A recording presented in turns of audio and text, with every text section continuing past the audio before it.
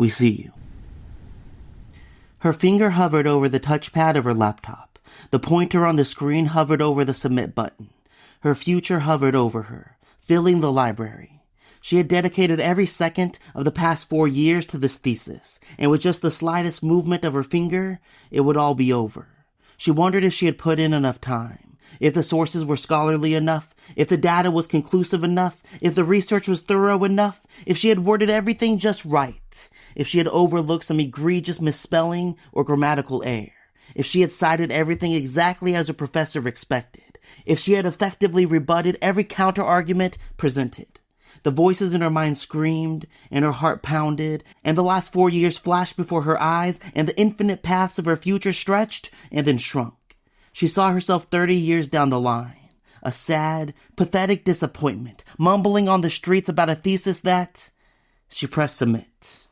And just like that, her mind quieted, and the visions dissipated, and a pop-up box appeared on the screen confirming the receipt of her submission, along with a short congratulatory message. Congratulations, Anna Lee. Your thesis has been successfully submitted. A confirmation email has been sent to your university email address. Please check your email for further details. The title of Anna Lee's thesis was The Lifelong Criminal: How the Justice System in America Fails to Rehabilitate, Restore, and Revive the Life of its Inmates. Restorative justice has been a deeply personal topic to Anna Lee ever since her brother fell victim to the system many years ago. He was a good kid who happened to be in the wrong place at the wrong time. He was with the wrong crew. He was uninvolved in the acts committed, and yet the jury found him complicit by association. As a result, he was sentenced to 6 months in prison. Those 6 months were all it took to ruin his future. He came home a different person. Someone Anna Lee did not recognize. And when he drunkenly attacked their mother, Anna Lee knew this person was not her brother. It was somebody else. A monster that had latched upon her brother in that horrible place called prison. He had not been rehabilitated. He had been poisoned, tainted, forever changed, and ruined. Anna Lee still visited him every Saturday afternoon in the prison where he was sentenced to remain for 22 more years. And every now and then, during these visits, she would catch a glimpse of her former brother hidden behind the darkness of his new eyes. In these times, she grabbed his hands and promised she would not allow the system to take any more brothers from their sisters. She wrote all about him in her thesis, all about the life he could have had, all about the life he could have lived, the life that was stolen from him because he happened to be in the wrong place on the wrong night, and as a result was locked away in a place no human should ever be, not even the worst of them, not even the most depraved. Anna Lee believed in second chances, but she had spent enough time and energy in the stolen world of her brother to know second chances, though promised, were not provided by this nation.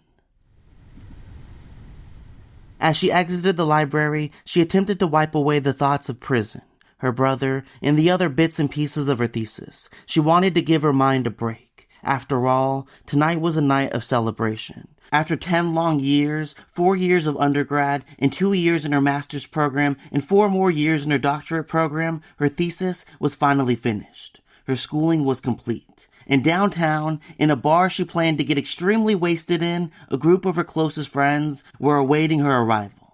And so she put in her headphones and blasted a playlist she had made just for this occasion, and waited as the thoughts of her thesis slowly faded away.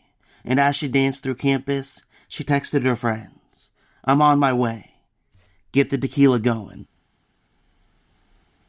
Every 100 or so feet, Anna Lee passed by poles with blue lights repeatedly flashing at their tops. Each of these poles had emergency phones attached to them, which connected directly to the local police. They had been installed on campus many years ago in hopes of preventing emergencies of all kinds, mostly violent and sexual acts committed on female students and staff.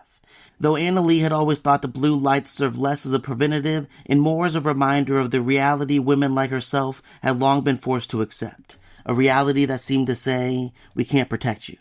But hey, we see you. Anna Lee tried not to let these blue lights dampen her mood, but this deliberate suppression of reality, like suppressing the reality of the harm done to her brother by America's injustice system, only brewed more guilt within. It felt like trying to smile through the rapes that were never prevented, nor punished, and hardly acknowledged except with the few blue lights on campus. But what other choice did she have? If she dwelled on the lights, if she let them bring her down, then the men who made the lights necessary in the first place would win. So she had to smile. She had to carry on. She had to. And so she did.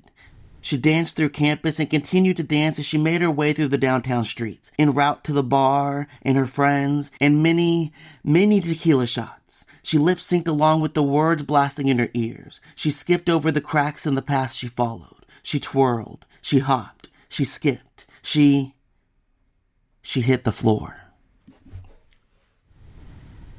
It started with a whistle that Anna Lee did not hear from a man she did not see. He was sitting, leaning against the wall of a boarded-up building, smoking a cigarette, drunkenly slurring. "Hey, beautiful," he said to Anna Lee, but she did not hear him. "Can I dance with you, hot stuff?" he said a little louder, smiling uncontrollably, standing and nearly falling over. "Don't ignore me, baby doll," he said to Anna Lee, who continued to dance unfazed and unbothered. "I just want to talk," he howled. "Hey, bitch!" He tossed his cigarette to the side and stood fully erect for the first time. "I'm talking to you!" But Anna Lee ignored him, or so it seemed to him, and he refused to be ignored. Taking his first step toward Anna Lee, he yelled, "Where the fuck do you think you're going?" Anger filled his eyes as the first camera was aimed in his direction. The holder of the camera was a 14-year-old boy eating ice cream with his friends across the street. He licked the top scoop of Rocky Road and nudged his friends with his elbow. "Look," he said, and so they looked, each drawing phones of their own as they did, as the man continued to approach Anna Lee, yelling out horrible things with each step. By the time he reached Anna Lee and threw her to the ground, 16 cameras were filming his every move. He ripped the headphones from her ears before she could even react, and by the time she turned to face her attacker, she was slapped. 17 cameras, 18, 19, 20, 25, 30, 35. Anna Lee tried to yell for help. She tried to yell at him. She tried to yell. She tried to make a sound. But she couldn't move. She was frozen. Her tongue was immobile. Her voice had been swallowed, hidden in a place she could no longer find. The man stood over her. "You women," he said. "You women are always ignoring men like me. Don't you know that we have feelings too? Don't you know that I have feelings too?" He undid his belt. The entire street was silent, except for him. Anna Lee lay there beneath him, frozen in fear, while 37, then 38, then 39 strangers stood from their various vantage points, inside a restaurant, outside a convenience store, on their patio, in their office on the 4th floor, watching and recording. None of them thought to stop him. None of them thought to call the police. None of them thought a thing as he hiked up her dress and slid her panties to the side and climbed on top of her. And no one moved. Not even as he pulled up his pants, buckled his belt, lit another cigarette, and walked away. They simply continued their recordings of the man until he disappeared around the corner. Then they opened their favorite social media app, Facebook, Twitter, TikTok, Instagram, and posted their video for the world to see. Then they set their phones down and forgot all about Anna Lee, their attention instead drawn back to their ice cream cones, or their espresso martinis, or their plates of spaghetti, or their work on their desks. Though they did remember the incident momentarily each time their phones lit up with another like, or comment, or share. And at the shiny notification that lit their faces blue, they smiled. At the bar, her friends were growing more and more impatient. One called her, another sent her a text, and then another, and then another. They tried another call, directly to voicemail. All the while, 5 tequila shots sat in the middle of the table, taunting them, teasing them, daring them. "Should we just take these?" asked one of the girls. "I mean," said another, "they are starting to get a little warm." "Fuck it," said a third. The 4 of them lifted their shots in the air, bumped them together, hit the table, and threw them back. One of their phones lit up. "Is that finally Anna?" The girl picked up her phone. "No, it's just my boyfriend. He sent me another Facebook video, says I need to watch it, that it's urgent." He says that every time, and it's literally never urgent. Regardless, she opened the video and pressed play. The rest of her friends scooted closer to watch the screen. At first, all they saw was a man yelling, screaming, stumbling in the street, and they laughed. "Why did he send you this?" asked one. "He's always sending me the stupidest shit, I swear." She went to close the video, when suddenly the camera panned to a girl on the street. Holy shit. Is that Anna? She pinched the screen and zoomed in until she could see the woman's face clearly as the man's pants dropped to his ankles. "Can I get you ladies another round?" came a voice from somewhere beyond the table, but none of them responded. They were frozen, unable to look away from the screen. "Ladies," said the voice again, but again they did not respond. The server leaned over, seeing the video on their screen, and said, "My boy just sent me that. Crazy world we're living in, huh?" Still the girl said nothing. "Okay, I'll just come back." The girls finally looked up from the phone as the server walked away. One looked at the table to their left, while another looked to the table to their right. One turned toward the host stand. The four squinted in the direction of the bar. But no matter where they looked, they all saw the same thing. Eyes glued to phone screens, elbows nudging their neighbors, enamored stares as patrons all around watched the defilement of their friend over and over again, only to scroll away for something new when they got bored. Anna Lee remained frozen there in the street for a length of time she did not care to know. Maybe it was only a couple of seconds, possibly minutes, seemingly hours.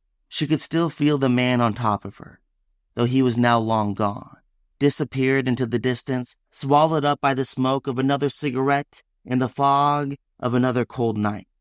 There was no blood anywhere on her body, no obvious bruises, no marks, no future scars would form from this horrific event. If somebody was to look at her tomorrow, they would never know that a thing of this magnitude had happened to her.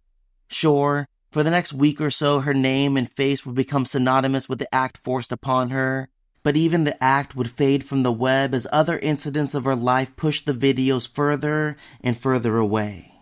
But to Anna Lee, despite the lack of scars, a stark line had been drawn in her life, separating the past and everything that came from this moment onward, forever. And by the time she lifted her head and her eyes began to clear, in the distance, a few 100 feet away, she saw the twinkling of blue lights, letting her know, "We see you, but we cannot protect you."